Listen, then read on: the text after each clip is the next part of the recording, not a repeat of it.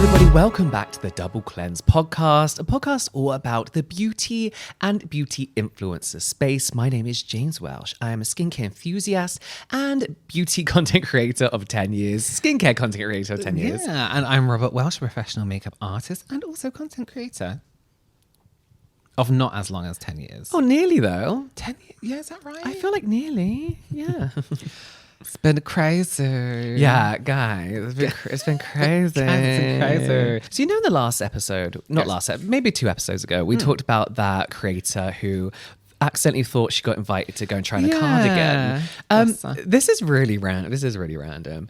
Have you ever reached out to a brand and asked for free stuff? I wouldn't have the nerve, the gut. I still get really embarrassed to do it. Yeah. Because even when they say, yeah, if you ever want anything, please let us know. I'm like, yeah. Nikki. I think I've done it never once. Who did I do it to? Yapoda, because they sent us the Spicules essence, and I used it all up, and I was going to have a sponsorship with them. I was like, guys, I'm going to need another one because I've used it all up. To actually show it. But I was watching like a day in the life of an influencer the other day, and they were saying like, Mondays when I do all my emails, all my product requests, and I was like, I wonder what they mean by product requests. And I was kind of like looking through the comments, and people were like asking what product requests were, and they're like, oh, well, as an influencer, I reach out to brands and ask for a product.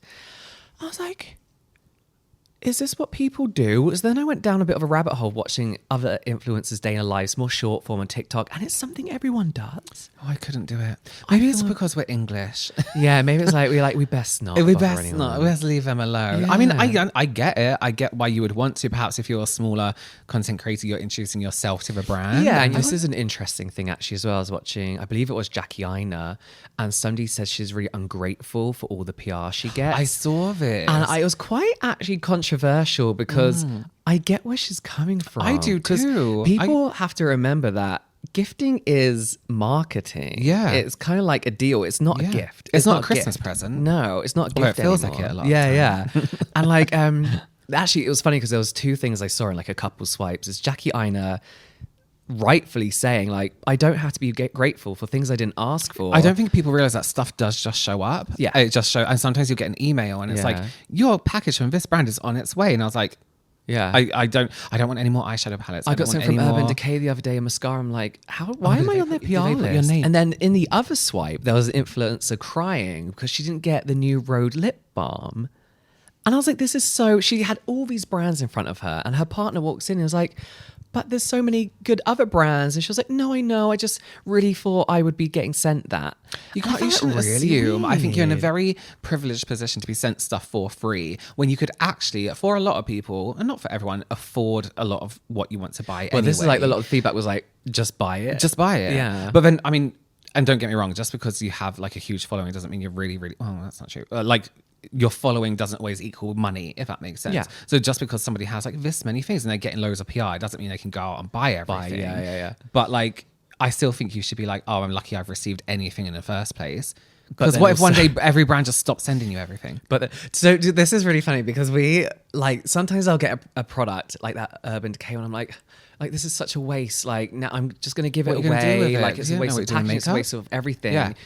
But then there are days where like nothing arrives on a Monday and I'm like, no one sent me anything. Career over. Like no PR today. That's crazy. But then you think I get PR every single day. That day without PR is like weird. Yeah, like a weird. Oh, well, my door's quiet today. Yeah, well, the dogs haven't barked a lot But today. then also as well, I don't think brands do enough into seeing who wants that PR. Like I like it when they're like, even if I'm on their PR list all the time, I do like it when they say, do you want this? Because sometimes I don't want that product. I think I feel like we've talked about this before. UK brands are quite good at sending a Google sheet that you fill out. I'm not filling out, guys. I never want something so much that I'm going to fill out a form. There's been a couple of products that I've been like, you know what, actually I will. Yeah, if I really, really wanted it. But other than that, I'm not. If I'm on your PR list, just send it to me. Like, like, do you want Tell this? me I'll before. be like, yeah. Reach out and be like, we're sending you this. Do you actually want it? And I'll be like, yes. Which I feel like a lot of UK brands they do. They're quite good at that. But when it's like new launch, fill out this form. It's like, no. Sometimes I get really confused because there's this new way of asking if people want PR where they send out like an article about the product. It's like, we'll be happy to send samples your way. And I'm like, are they sending me the product or a lab a sample, sample yeah. of like a sample pot of a product in an old film. yeah Canon film case. Yeah no, I get what Jackie Aina was saying when she was like, I don't have to be grateful for stuff I didn't want to receive. I 100% Yeah, because get it's that. not, especially somebody on her level, it's not Yeah. a gift. It's a, oh my God, I hope she talks There about have been this. someone with millions of followers and a lot of people watch her content over a spectrum of loads of different categories, not just beauty. Yeah. She does everything else: fashion, home stuff, business stuff. You know what I mean? A lot of people are going to see that product. This is why I find those giant PR boxings a bit weird, because there's PR that I get that I'm like, but no one wants to see that. And that's not interesting. Or like, I don't really want to give that brand the light of day. And So I talk find about- it weird when they're just opening one after the Yeah. other and showing every single brand. Like, And surely talk that's about a tick. for like some brands people. not paying enough attention. You get sent makeup sometimes, and it's like If you, we've definitely talked about this And before. I- because yeah, if you I don't send- want it. Yeah, I don't if want you, it. If you send Robert's PR to my house, it's not. I'm not getting it, Yeah. and I also do not want it in turn. So our controversial Get our names opinion- right. Get our names right. Our controversial opinion is that we're not grateful for all PR. Yeah. And we shouldn't have to be. Absolutely. Because they're using us. But you know what?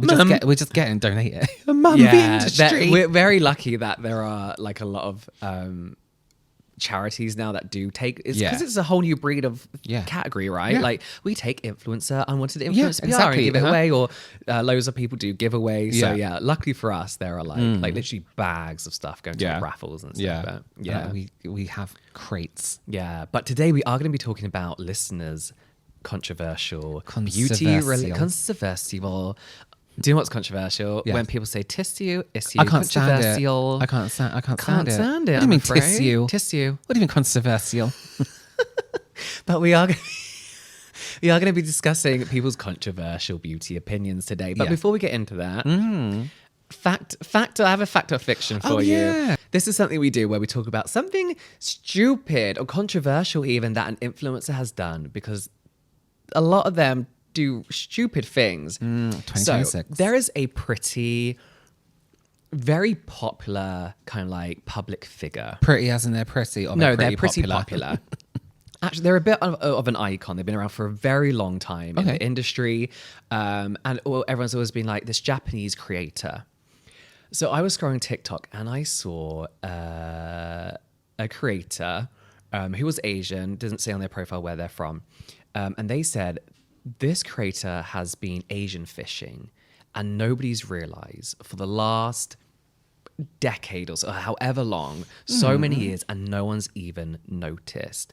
They said they're actually not Japanese, they're Dutch. And up until this point, people are only just starting to figure out who this person is. Now, this is somebody that you will know.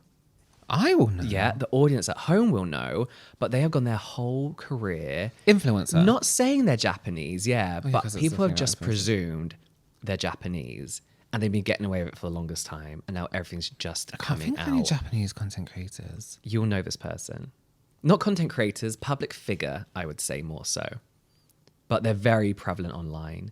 And they're only just starting to be kind of like called out for it, or kind of people are just realizing because of this one viral TikTok. So what do you think? Fact or fiction? I think fact. Okay, so it's half fact, half fiction. Okay, So- that's cheating. Yeah, so this public figure's real name This public figure's real name is Ninchi, and their name that they've been going by is Miffy. So The rabbit. the rabbit character. Tell me you didn't think Miffy was Japanese. No, I thought she was Dutch. But is that only because we went to Amsterdam and saw Miffy everywhere? I guess so, yeah. Yeah. So I, for the longest time, thought she was Japanese until we went on that brand trip. I thought she was Japanese for the longest time. And so did so many other people. And Is it this the Asian Roman creator- collection that's gone viral? Or because Roman is just a No. collection So of it's her? a creator called... Let me get her. So we're talking about a character that's been Asian The fishing. Asian fishing. Soph JADV. She said the biggest Asian fisher no one talks about, and it's Miffy. And she's doing like a Miffy haul. But I found that so interesting because guess, I thought I yeah. was the only person that thought that. I And actually thought Miffy was a Sanrio character for the longest time. Did you? Yeah, yeah. Just because she's cute. And Because she's she's rabbit. cute and Rabbit has like the characteristics of a Sanrio character. Yeah, no, I guess that could be. So you know what, Miffy? Fuck you. Fuck you, Miffy. Cancelled. Cancelled. Well, that was a mind bend. Yeah, what's a mind bend? It's like when your mind bends. Yes. Like you're like, oh. Yeah. Oh, I think you asked me what is a mind bend. No. I said what a listen, mind controversial. Very controversial. So before we get into today's topic, oh God, and if you're not too mind bent, do you have a favorite product for us today? I do. Have you heard of a brand Rehab? Yeah, but I don't know why. Oh, I love them. Everything they Everything they make is perfect. Okay. And I'm not just everything they do is perfect. Okay. This is from a brand Rehab. They do a lot of like body stuff, moisturizers, and they do these capsules with serums in. That's hair what I know stuff. them from. So good. Their hair mists. Do you like it? Oh my God. Their hair mists are just so unique. The smells are so beautiful. They're like musky, but grown up. Very, very feminine, but like not too... Floral, which you usually associate with feminine fragrances. So beautiful. Their under eye patches. These are their hydrating under eye patches, of course. They're the ones that first will actually stick to your face. You know, the ones that have a grip and they stick. Yeah. Something about them. There's some eye patches I use where it's like, that's a great. You can open them if you want. I'll use them later. I won't do that. They look. My under eyes look hydrated. They look fine, but these ones feel like they actually give me a visual result. Yeah, a little bit brighter. My under eyes feel bouncier in terms of texture, so putting on makeup is so much nicer. Concealer on top of them. What have they just done recently? A face serum in capsules. It's nice. They're so good. First of all, I thought it was very hair focused, but they do really, really great skin stuff. If you don't like overly fragranced stuff, it's not overly fragrance, but it's not subtle either. Right. But these under eye patches, I carry these everywhere. They sent them into me in PR ages ago, and immediately after I used one pair, I bought another 4 boxes because I was like, I don't want to run out of these. I think I took these to Korea. It looks like they've got a lot of like hydrating, soothing kind of ingredients in, but then a lot of ingredients you see in an eye cream as well. Are they serum-y? No, it's sticky. So there's a lot of like things like caffeine in there. It feels gel-like. I don't know if you can feel it. It's like gel. Yeah, I had a little squidge. Yeah. They're really, Interesting. really, really beautiful. This whole brand, Rehab, if you haven't checked it out, for the skin, for the hair. I love it. Okay. Love it. And they've just come out with a new serum and a new cream. And they're like a gua sha with a roller on the other end. They sent silver. Big teardrop. Yeah. Oh, that's why I knew they were. Yeah. They had and these little oil there's some gel capsules. masks in there. I want to try some masks in it as well. Oh, and masks. Yeah. If these are so good. If you haven't tried the under eye patches, Yeah. lovely. Okay. Thanks for that. Yeah. Oh my God. Of course. Should we get into our controversial opinions? Yeah, let's talk about controversies. Okay, so these are listener submitted. Yes. Okay, here's a controversial one that isn't quite controversial, but I feel like people may misunderstand. Daily SPF is not necessary in Northern Europe in winter. And I would say in Europe. So I just want to say something. I think last year especially, there was a lot of...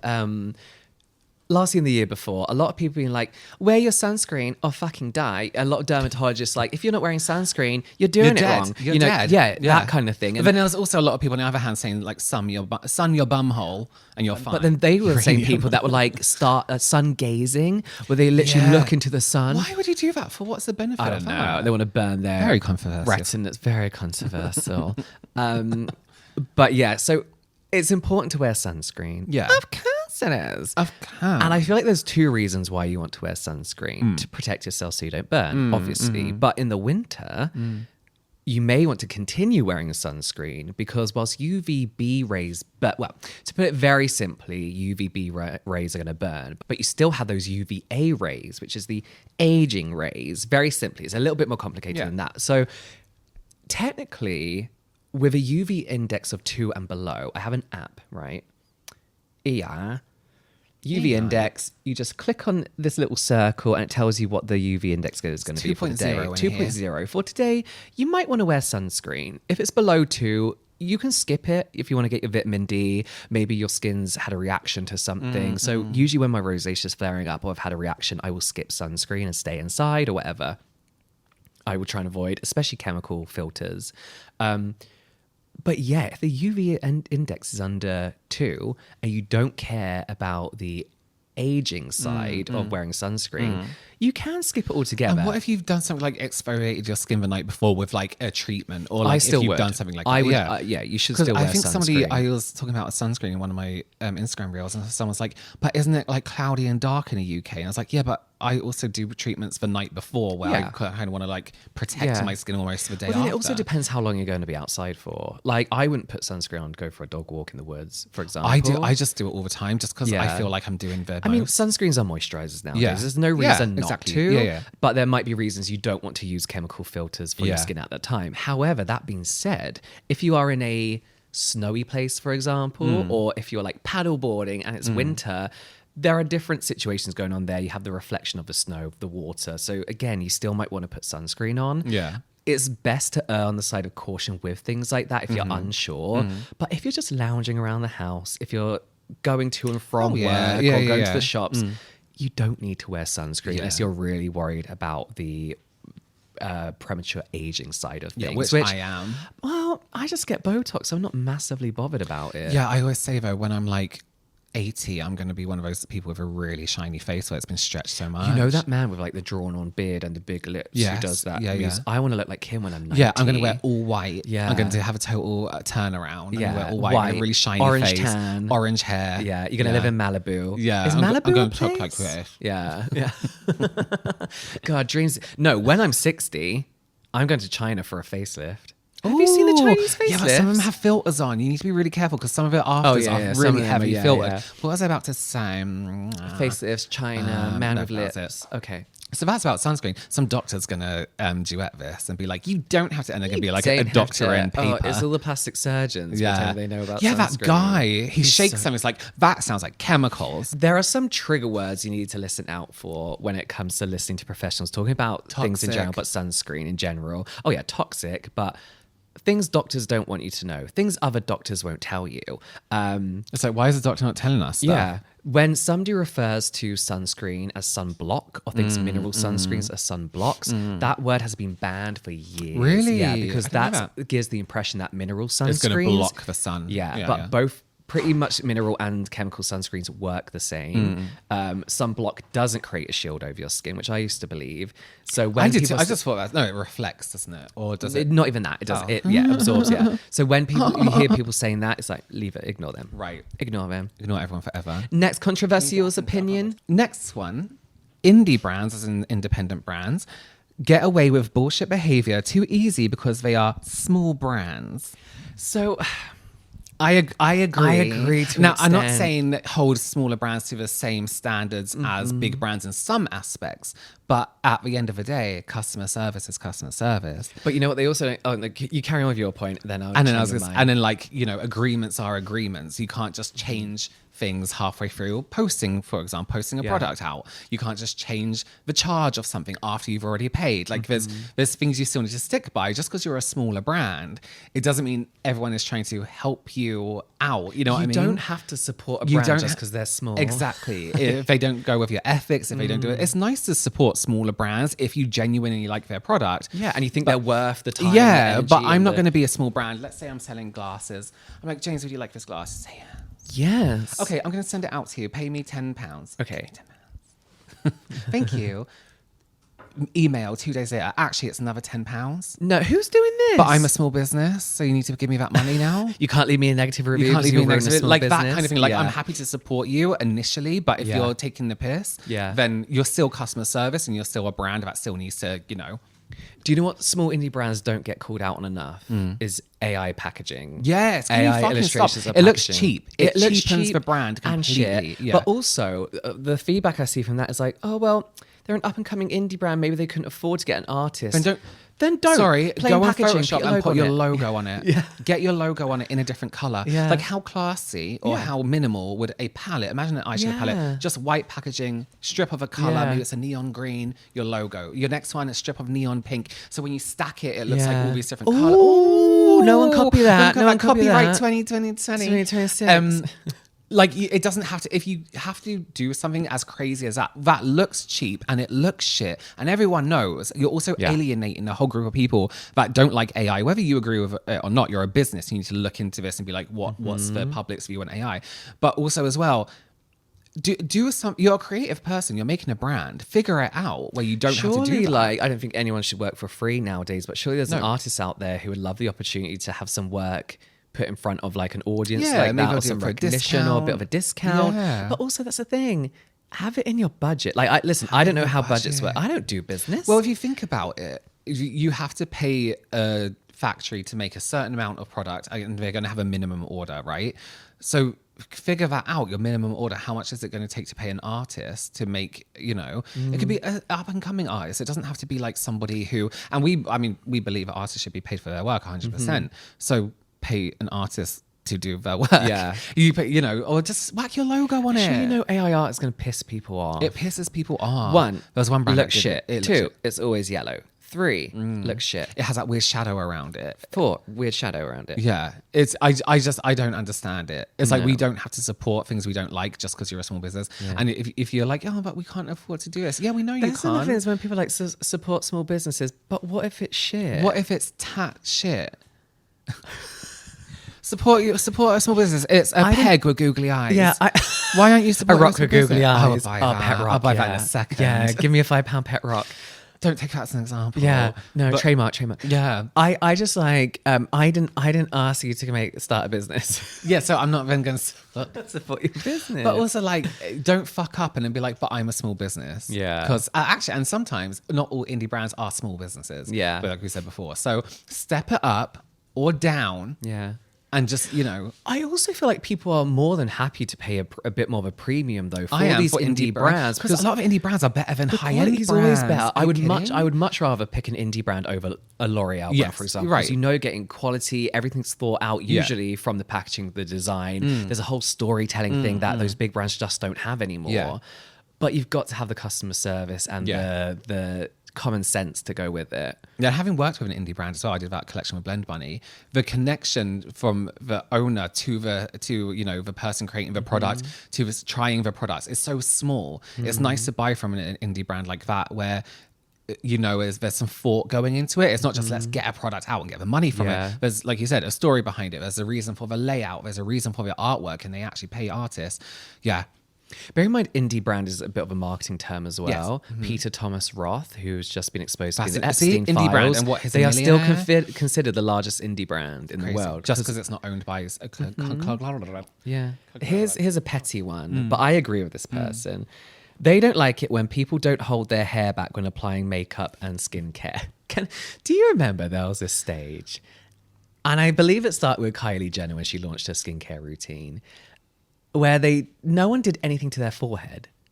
What do So you she'd be mean? using her products, But not on her cleansing, forehead. exfoliating, and just completely avoid the forehead. Yeah, some people don't put And makeup on that's their because they had forehead. their That's hair. She fine. had her hair done, Ah, okay. and eyebrows done probably as well, I and they didn't want to see. ruin that. Yeah. But yeah, I see this all the time. That's why I use those little Velcros To keep your hair back. because there's some common sense behind it. Like if you've got hair product in, you could get that on your forehead. dripping on It's your probably not face. the worst during the Yeah. cleansing stage, but you just don't want all that dripping around. If you've cleaned your face, keep it fresh. Keep it fresh. Don't let everything drip over your face. But also, yeah, it's just annoying. Like seeing even when I get one hair on my it forehead, annoys I'm like, me. I have to It start annoys me. filming again. I gotta film again. Yeah. Because it is really, really annoying. But when they do their so this is something that confuses me when it comes to makeup. Is whenever I see like celebrities getting their hair and makeup done, they always seem to change the order of hair first, makeup first. Yeah, it depends on timings as well. So Oh. you kind of want the makeup to be fresh, or you want the hair to be fresh, depending on what you're doing. What they're wearing, you need to consider. Are they stepping into it? Is it going over the head? Yeah. A lot of the time, I remember doing people's makeup at the same time as the hair. That's what I was. Yeah, it's a bit of a battle. Yeah, but what if you're at home? Yeah. and you want to give yourself a bouncy blow dry? See, I would prefer doing the makeup first. No, sorry, the hair first. But what if you and have a then bit of a it's like flange? pin it back a little bit with like a soft clip, ones that doesn't bend the hair, Yeah. and then do the makeup. Because I feel like if you do your makeup and then you're blow drying the hair, maybe your hair might get caught in an eyelash, or you know what I mean, and you just want to lip perfect the edges gloss. of the hair a little bit more. Yeah. So as a makeup artist, I would very much try and not keep out the hairstylist way, but when I'm doing makeup, I can kind of go in at all angles. Whereas I think a stylist needs to do certain things at certain points. Right, A hairstylist. yeah. I don't know if that's fact or not. That's just how I would work. Yeah. But yeah.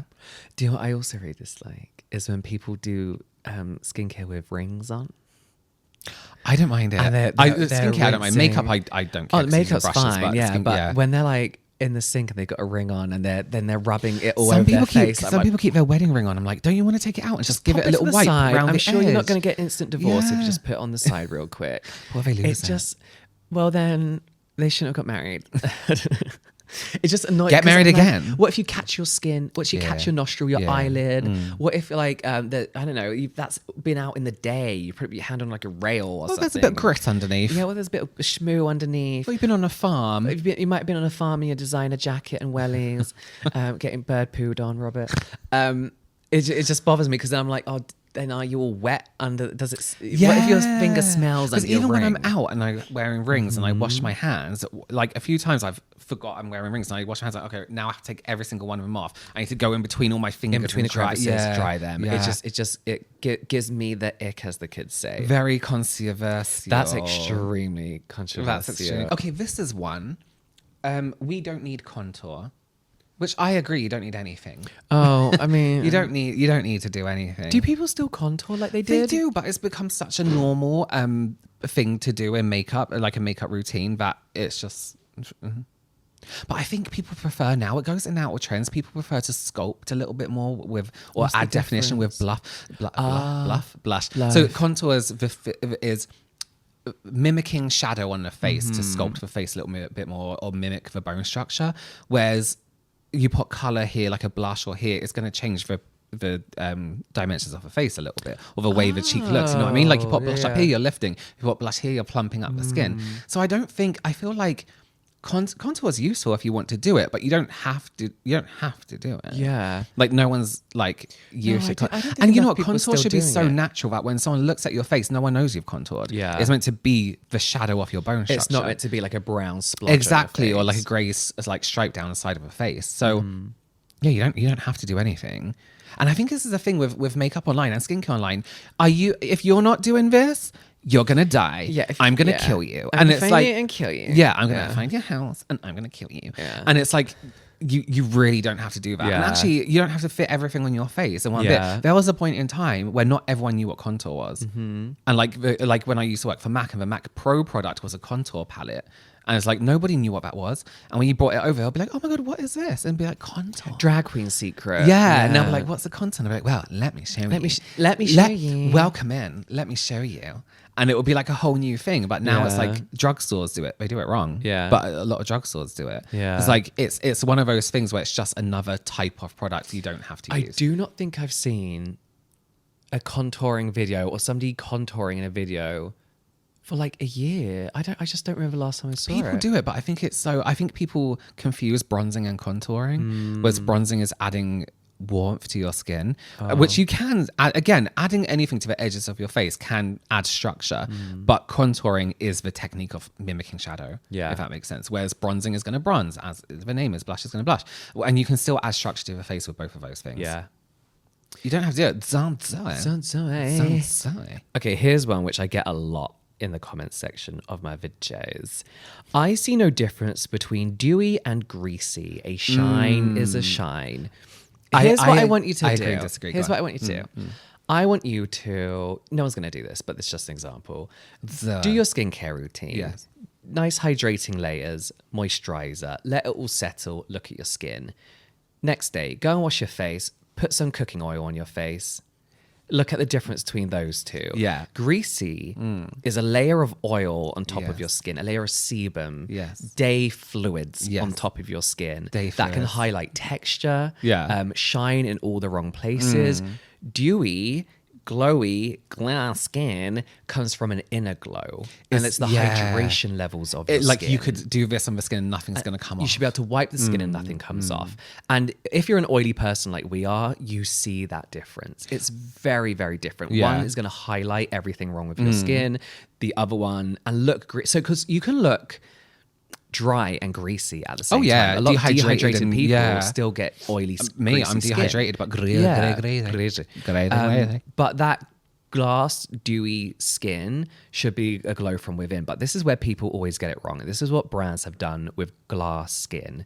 Glass skin is not a product. Glass skin is not a finish. It's a combination. It's not an instant you put on cream, your face is glass skin. Glass skin toner, glass skin serum, glass skin moisturizer shouldn't exist. Glass skin is an umbrella term for a combination of different things you should be doing to your skin for to optimal give it an skin. effect over time, to give it right? an effect To over give- time. And all it is a consistent, well-formed skincare routine. And that's a skincare routine that targets texture, blemishes, even skin tone, hydration, moisture balance, like oil-water balance in the skin. Yeah. A calm skin, like less redness. That's all it is. And the overall effect and finish of that over time is what is called glass skin. Glass skin is not wet skin. And that's why people are like, but that's just shiny skin, because what people are showing you is just fucking shiny skin. Can I agree with them to an extent when it comes to makeup? Yes. I think it's very important where you mattify and where you don't. Because especially if you're wearing foundation throughout the day, there's some areas in your face where it's like, that's greasy. There's areas where in our mind, I think we subconsciously see as sweat and as grease. Yes. So around the nose here is grease. Yeah. Our forehead here is sweat. Grease. Oh, Chin, okay. grease. You know what I mean? Yeah. So, and here, sweat. Like Yeah. in our mind, we're like, okay, that looks sweaty, that looks greasy. So I do think there has to be a balance when it comes to makeup of what you're doing in terms of what looks shiny, what area of your face would give off a shine or a glow naturally versus what is that product, how is that product changed in your skin that it now looks greasy. Yeah. You know what I mean? And that's the thing where it plays into makeup. If you do have what people consider glass skin, then it's not the finished makeup look. Do you mean you just have a great canvas for makeup to the point where you probably wouldn't have to use so much makeup so your natural skin is shining through? Can I say something controversial? Yes. I think a lot of skincare content creators who use makeup, because they know the importance of having that really nice radiant glow to the skin, they also do it with their foundation, but they leave every inch of their foundation glowy and it looks oily. You know what I mean? Because foundation is a physical product with color, so it just looks like grease. There's one person in particular who their whole face always looks shiny, every inch is shiny. I'm like, your foundation looks greasy, your skin doesn't look greasy, your foundation looks greasy because you're obviously wearing foundation. And the greasier foundation becomes, it looks more like makeup. The glowier it becomes, it looks beautiful, but the greasier it becomes, it looks like foundation. So I think that's where you have to draw the line in between glass skin with skincare and how it looks as makeup as well. I always like to add the glow onto makeup rather than it's great to have it coming from within, but I think there's ways to add it and to mute it a little bit more, because if your every part of you is wet looking, your foundation looks greasy, then it's just greasy. You know what I mean? I think it's overall as well just people getting ready to sit at home and sit in front of a camera. And that's how it all is now. And people don't, bear in mind the fact that when you go out into daylight, when you see an influencer wearing this foundation, they're under controlled lighting. Whereas if you go out in any other lighting, you're going to get different forms of lighting hitting your skin and your makeup in different ways. It's going to look a little bit different, you know? It's like when I use some products, I have to be like, I'm not this shiny, like it's my right. lights. This doesn't look like this in real life. This doesn't look like this. It's literally just like the light shining on. I'm not that red is what I usually do. But yeah, I can guarantee, take a picture of yourself when you're sweating, take a picture of yourself when you're oily. Yes. Take a picture of You'll yourself see the after a difference. well-hydrated routine, you'll see the difference. Oily is you can almost see like texture on the skin when you're oily a little bit more. Whereas when you're glowy, it looks a bit smoother. Yeah, because one comes from underneath, one comes from on top. So it's just like, there should be a difference, but the internet has made it more of a finish rather than a technique. An instant, they put on a product and like instantly, oh, it's glass skin. It's like, no, you have product on your face. For example, I have a glass skin toner here that's been in the background. Glass skin toner from Cell Fusion C. But the reason this is called a glass skin toner, whilst it's hydrating and dewy, such a beautiful bottle. It's so nice. It actually has everything in it that you need for long-term glass skin. It's a long-term effect. So it's going to gently exfoliate, it's going to brighten, help with tone and texture. So over time, the Cell Fusion C non-spun glass skin range is going to do what glass skin is going to reach that thing to a permanent level, not just an instant. It's almost like they're treating skincare as makeup. It's going to give something that's going to give you an instant makeupification thing. of skincare has been crazy. Honestly, it makes me want to gag and throw up in my own mouth. All over the internet. I just please just leave each other alone is what I'm gonna say. Yeah, like, leave each other of course it's alone. important to have some skincare aspects in makeup. Yeah. But like, can we just stop? Yeah. Do you have another one? I do, and it's actually it's aimed at you. Oh. This one says James Welch's controversy. No, I actually want to. Okay, this is about Riedel shots. Oh God. Riedel shot is not good for you. Where do the spicules go? Are they in skin forever? Sorry, I'm just applying a lip balm before I... Oh, should we talk about that? Is that one of your products? Yeah. Should we talk do about this it quickly real before we quick? answer that? Stay tuned for the controversial answer to that question.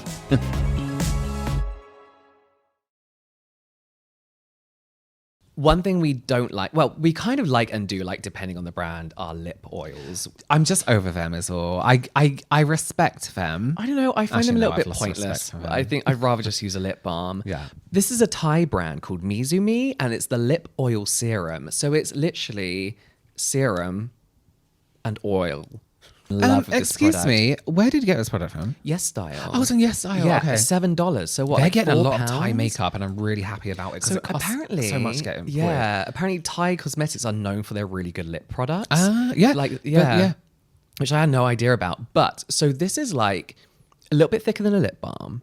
It's less oily than a lip oil. It looks gel. I always say this. It looks gel-like. It's a serum-y gel, like a little bit thicker than a serum, more like a sturdy gel. Yeah. And this gives you all the like moisturization, comfort of like a normal lip balm, but then you get the kind of like glossy, plumpy kind of look that lip oils give. And it does have some like good humectants in it, which is going to give you a lip plump without the menthol lip plumping, without the, stingy yeah. sensation. And it's quite nice at like evening out like the lines. Yeah. Is it tinted? So it's a little bit tinted. Did it come in different colors, or that was No, this okay. only it comes in this. It's kind of almost, sheer. It's almost orangey peach, but Yeah. not like pure orange. but it looks a little bit more rosy when it goes on the lips. Right. Yeah, just a little bit lighter. Have you got it now? Yeah. So it's not pink at all. It's more orangey peach, but not intense. But I just love it. The application tip looks like an iron. An iron.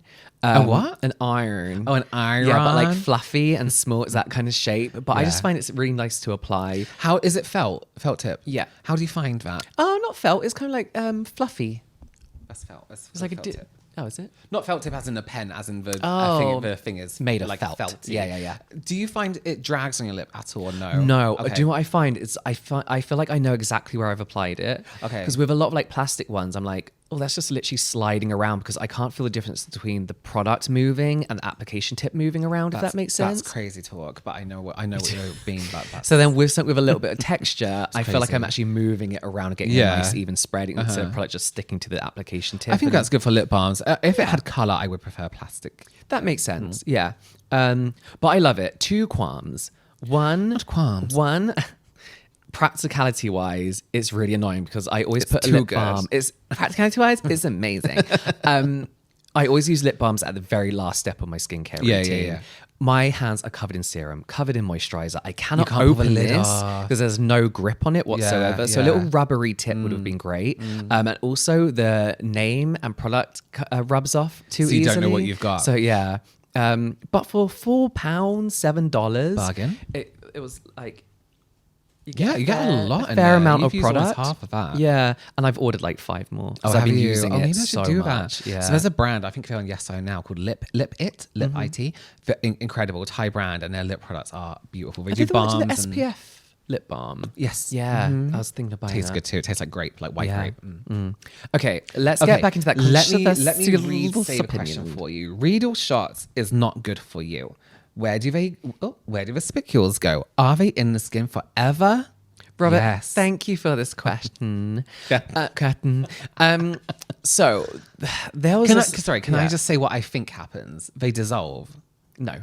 Well, they're in you forever. Goodbye, You everybody. swallow them and they go straight to your baby. Straight in your bloodstream. Straight in your bloodstream, straight into the placenta. Okay, so this is what actually happens. Bearing in mind that they've been studied well, there is like the odd study that says other things.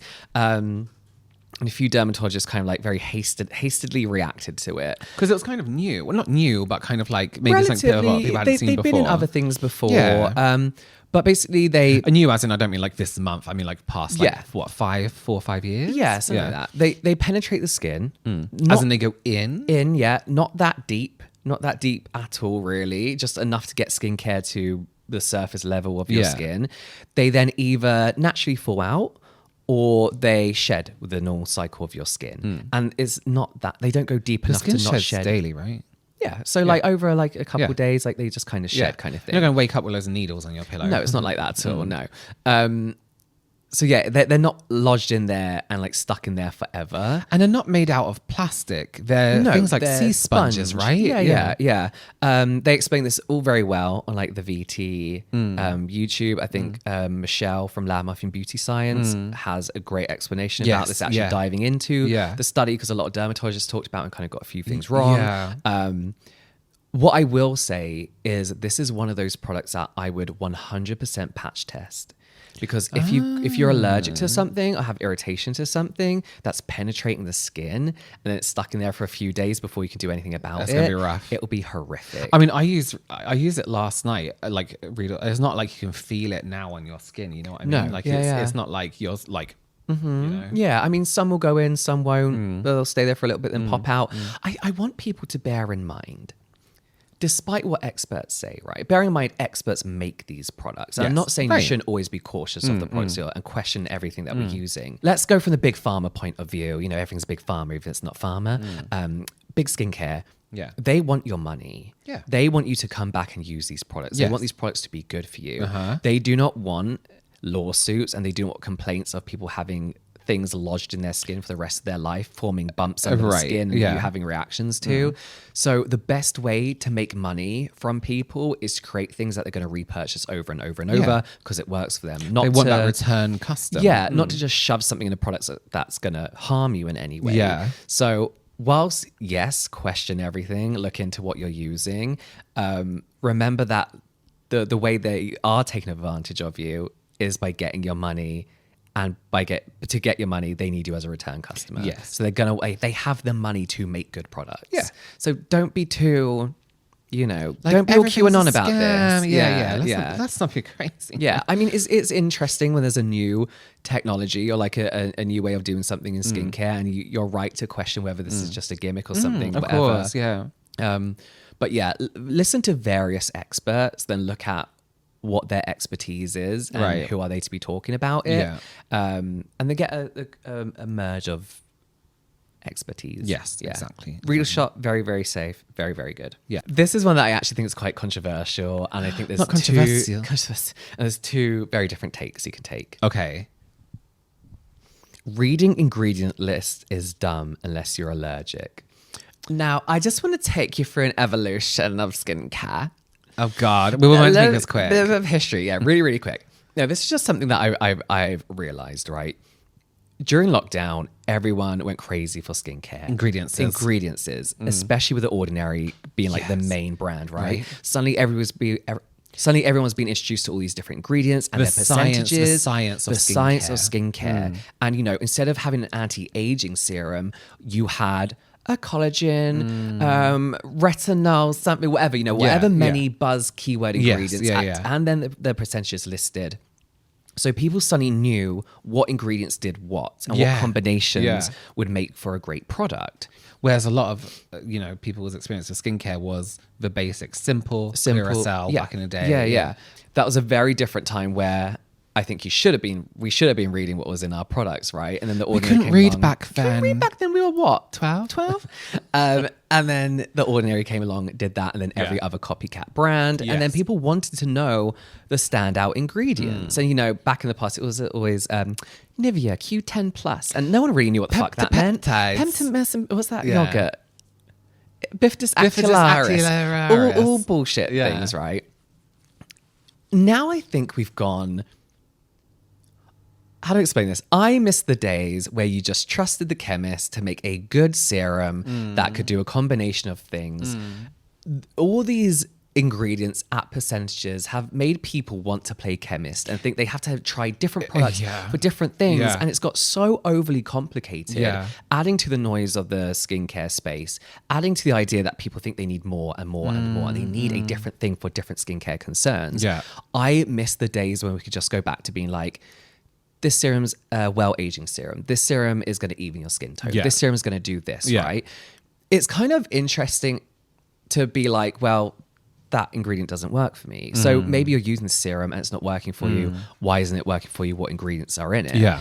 But I do think everybody thinks they know more. So people are reading ingredients. Everyone's an expert now. Everyone's an expert now. Yeah. But people do know more than they used to, right? But They do, but like everyone not is to an extent too of somebody much. who has a degree or, you know, a doctorate. So for example, people are like saying like, oh, this is how you read an ingredient list. And then if it's below this, then, you know, if there's it's, no point. it's below a 1% line, so there's no point. So then cosmetic chemists luckily came online. I was like, well, no, this ingredient is effective at below 1%, etc., etc., etc. And I just think like there's a point we have to be like, you know what, these people know what they're doing. I just want a serum for a specific job, rather than having to know the ins and outs. Right, from a brand that is a well-known brand, or you know, like, it's not going to be some random. Someone's going to come up to you in the street with a tub and be like, "Trust me." Yeah, it's to me, it's a lot of. So there are brands like Bioma, for example, who put the percentage of every single ingredient. We don't need to know that. Yeah. No one needs to know that. Like, no one knows what that means. Yeah. And if you're a chemist, you can interpret that information. It might mean something to you.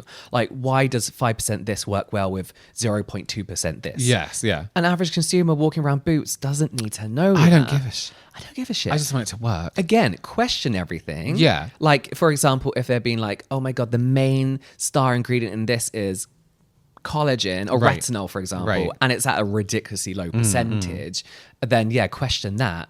But that comes from people wanting to know the percentage. So it's been like a vicious cycle of like, whilst it's interesting to know, we should have more knowledge, we've got almost too much to the point where we need to be re-educated. Too much in what knowledge that means. without the education. Without the education. So things get so confused. Yeah. People don't know what they're talking about. Yeah. That misinformation spreads again. But then also everyone trusts everyone online no matter who they are. Yeah.